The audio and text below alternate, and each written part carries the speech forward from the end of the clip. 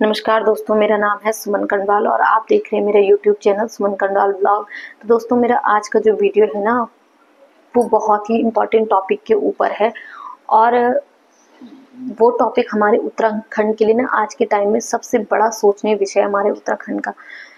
मैं आप लोगों के सामने ऐसी सच्चाई रखने जा रही हूँ ना, जिसकी छाप हमेशा के लिए आपके दिलो दिमाग में रह जाएगी। जी हाँ, हमारे उत्तराखंड में बीते कुछ दिनों में हुई भीषण आपदाएं, जिसकी शुरुआत हुई उत्तरकाशी के धराली से। जी हाँ, उत्तरकाशी के धराली में बीते 5 अगस्त को आई भीषण आपदा में घर, दुकान, मकान, होम स्टे, होटल्स वगैरह सब सेकंडों में मलबे में तबाह हो गए, तब्दील हो गए। कईयों की जान चली गई और सैकड़ों लोग लापता हो गए, जिनका आज तक भी पता नहीं चल पाया। और वहाँ पे लगातार सर्च ऑपरेशन अभी भी चल रहे हैं। और उसके बाद जो चमोली के धराली में हुआ, रुद्रप्रयाग के बसुकेदार में, और ऐसे तमाम जगहों पे आपदाएं आई। और सबका कारण एक है, बादल फटना। तो इसका जिम्मेदार कौन है? आखिर इसकी वजह क्या है? क्या ये प्रकृति इसका कारण है या हम लोग भी जिम्मेदार हैं? तो ये जानते हैं विस्तार से। बादल कैसे फटते हैं? तो जब बहुत सारे बादल अलग अलग जगहों पे न बरस के एक ही जगह में बरस जाते हैं, तो उस स्थिति को कहते हैं बादल फटना। और वो भी सिर्फ कुछ मिनटों में जब बादल अपना सारा पानी एक ही जगह में बरसा देते हैं, तो उससे आती है भीषण आपदाएं। और वही हुआ हमारे उत्तरकाशी के धराली में। ये आता है कि आखिर ऐसा होता क्यों है, आखिर ऐसा हुआ क्यों? तो इसका पहला कारण है मौसम में परिवर्तन, हमारे वायुमंडल में परिवर्तन। जी हाँ, हमारे वायुमंडल में परिवर्तन का सबसे पहला कारण है ग्लोबल वार्मिंग। हमारे वायुमंडल में ग्लोबल वार्मिंग इतनी तेजी से बढ़ रही है ना, कि मैं क्या बताऊं, इतनी तेज, जिसका आज हम लोगों को इतना, आज आपदा ये हम 4 दिन उस न्यूज को पढ़ते हैं, उसके बाद हम लोग उस चीज पे ध्यान नहीं देते, भूल जाते हैं। और हम जो चीज कर रहे हैं ना, वही चीज पे हम आगे कंटिन्यू कर रहे हैं। हम उस चीज को फिर सोच नहीं रहे कि आखिर इसका असर आगे क्या होने वाला है। तो ग्लोबल वार्मिंग, जब ग्लोबल वार्मिंग होती है तो बादल ज्यादा से ज्यादा मॉइस्चराइज गेन करते हैं, जिसकी वजह से बादल फटते हैं। और जब बादल फटते हैं तो कोई साधारण बारिश नहीं होती है, बल्कि बहुत ज्यादा बारिश होती है, जिसको कि कहते हैं तूफान बरसता है। Number 2, unplanned development in mountains. साधारण सी भाषा में कहूँ ना, तो पहाड़ों में बिना प्लानिंग के जो विकास हो रहे हैं ना, वो सबसे बड़ा कारण है। ये आप लोग भी जानते हैं। इस सच्चाई से हर कोई वाकिफ है, लेकिन समझना कोई नहीं चाहता है, क्योंकि सब विकास की भूख में दौड़ रहे हैं। विकास मतलब बिना प्लानिंग के जो हमारे पहाड़ों में विकास हो रहा है ना, वो सबसे बड़ा विनाश का कारण है। बिना डिजास्टर प्लानिंग के, बिना ड्रेनेज प्लानिंग के, बिना किसी प्लानिंग के जब हमारे पहाड़ों में जी होम स्टे बन रहे हैं, रोड बन रहे हैं, होटल बन रहे हैं, रिजॉर्ट बन रहे हैं, टनल्स बन रहे हैं, उसका असर पड़ रहा है हमारी प्रकृति पे, हमारी उत्तराखंड की धरती पे। विकास तो हो रहा है, लेकिन स्मार्ट डेवलपमेंट नहीं हो रहा है। धरातल से इमारतें तो खड़ी हो रही हैं, लेकिन उसकी बुनियाद क्या है ना, उसका पता किसी को नहीं है। प्लानिंग हो रही है, लेकिन आपदा को नजर में रखते हुए कोई प्लानिंग नहीं कर रहा है, कोई विकास नहीं कर रहा है। ये सबसे बड़ा कारण है।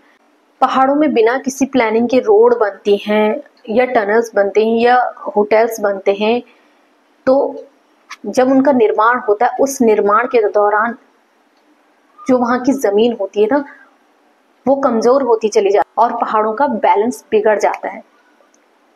तीसरा कारण है पेड़ों की कटाई। मतलब साल भर में पेड़ एक लगता है, और एक दिन में कितने पेड़ कटते हैं। जब पेड़ रहते हैं तो पेड़ों की जो जड़ें होती हैं, वो जमीन को मजबूती से पकड़ते हैं, जिससे बारिश का पानी आसानी से जमीन में नहीं समाता है। लेकिन जब वहीं जंगल कटते हैं, जब पेड़ कटते हैं, तो उनसे हमारी जो जमीन की पकड़ है वो कमजोर हो जाती है। नतीजा, बारिश का पानी जमीन को खींच लेता है, जिससे बहुत भारी मात्रा में लैंडस्लाइड, सारी आपदाएं होती रहती हैं। तो आप लोग समझ गए होंगे, ग्लोबल वार्मिंग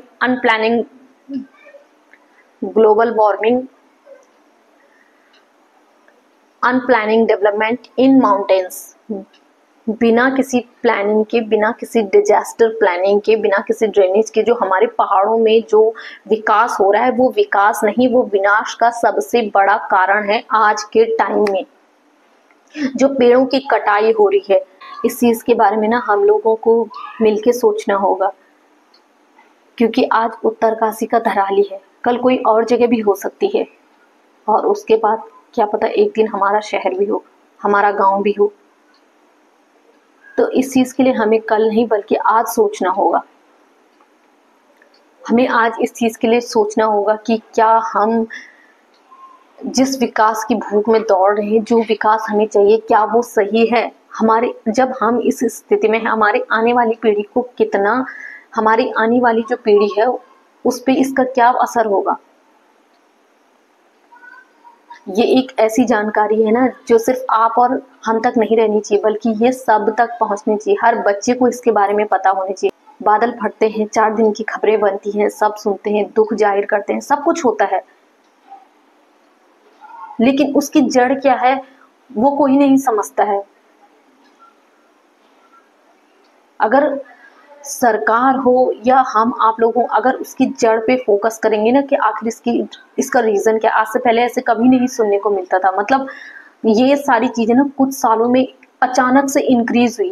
ये पहले कभी भी ऐसे दूर दराज सुनने को मिलता था, बादल फट गए बहुत दूर, मतलब हम लोगों की पहुंच से दूर दूर सुनने को मिलता था कि बादल, वो भी बहुत कम। लेकिन आजकल तो ये बहुत कॉमन सी चीज हो गई कि मतलब बरसात शुरू होती है तो वहां बादल फट गए। तो प्रकृति के साथ आप लोग सेफ रहिए, सुरक्षित रहिए, प्रकृति के साथ जिए, लेकिन विकास के चक्कर में प्रकृति को नष्ट ना करें। अगर प्रकृति से छेड़छाड़ होगी तो प्रकृति भी उसका बहुत भयावह रूप हमें दिखा सकती है, जो कि हमने बीते दिनों में देख भी लिया है। मेरा ये वीडियो बनाने का मतलब मकसद सिर्फ आप लोगों को एक छोटी सी सच्चाई, जो हमारे पहाड़ों के लिए आज विनाशकारी बन गई, एक छोटी सी सच्चाई दिखाना था। अगर आपको ये वीडियो पसंद आए तो प्लीज़ इस वीडियो को लाइक कीजिए, कमेंट कीजिए और मेरे चैनल को सब्सक्राइब कीजिए, ताकि मैं ऐसी आप लोगों के बीच आगे भी बनी रहूं।